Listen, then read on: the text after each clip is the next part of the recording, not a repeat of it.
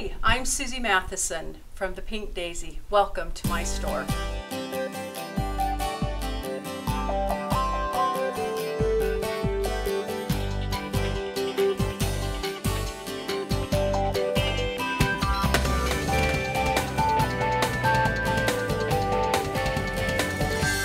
Well, if you're watching this tutorial today, then you've decided to buy one of our Moving Parts Cards Kit. So we're going to focus in on this today, and you'll have just as much fun making it as you will giving it. The next card that we're going to do is called the Surprise Message Card. This is one that's really pretty fun. In fact, I'll show you a finished one. The front, I cherish you. You open it up, isn't that cute? But if you put it together and pull it open again, there's another little surprise message. So something kind of fun and something the receiver would not be expecting. So let's get you started. You're going to start out with a piece of paper that has been cut 4 1/4 by 11 inches. And this will be your card base. Okay? Then you're going to take this paper and you're going to score it. The first score line will be at 2 3/4. That will be your first score line.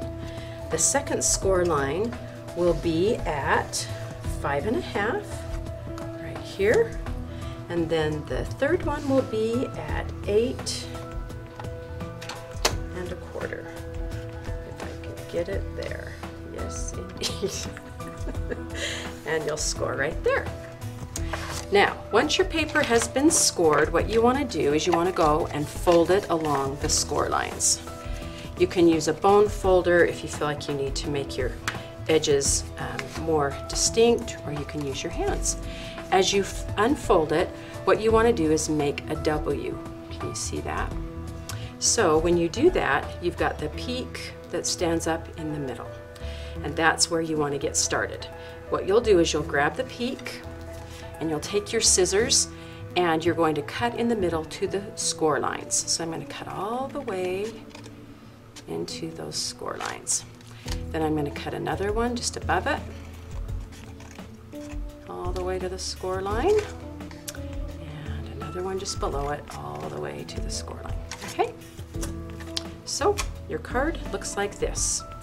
In your kit, you'll then have 2 pieces of paper, and they measure 2 1/2 by 4 inches.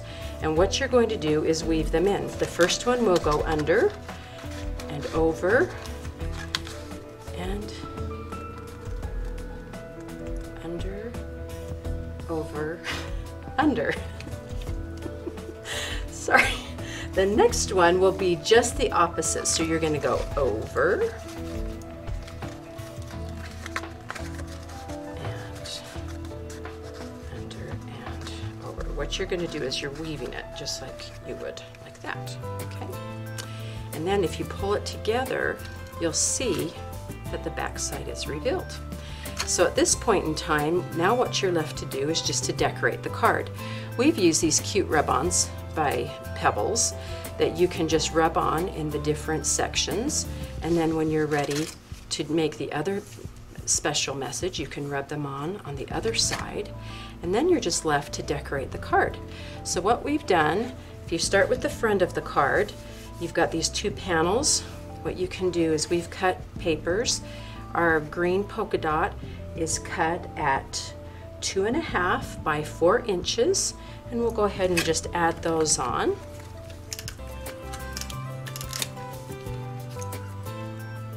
Then the cherry paper that's on top, it has been cut at 2 1/4 by 3 3/4, so that it gives it just a little border. And we've used the big punches to punch out our little message that says, I cherish you. And note that we'll only be putting the adhesive on one side because we still want the card to be able to open. When you open it up, you've got these other panels here on the inside. We've decided to use the cherry paper again, and those panels were cut at 2 3/4 by 4 inches. Just gives it a colorful panel so that when the card's open, it looks nice and fun, so that you've got it all decorated. And then we've got the last little thing is to put a little ribbon at the front What we're going to do is we're actually just going to tie the thickest ribbon but catch the two thin ones in the knot.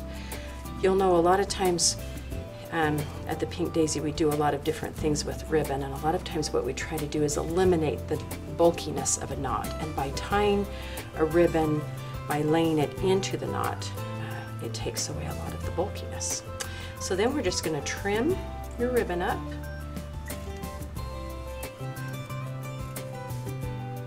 And we'll just use a glue dot. It's always good to have a glue dot when you're not gluing paper to paper. They stay nice and gummy and keep things where they need to be. And there you are. We've got the finished product. You can use, we actually on our card, on our finished card, we've used Distressing Ink in Vintage Photo Color, but they all work the same. As you can see, it has a place for you to put a great little surprise message to the receiver of this fun card.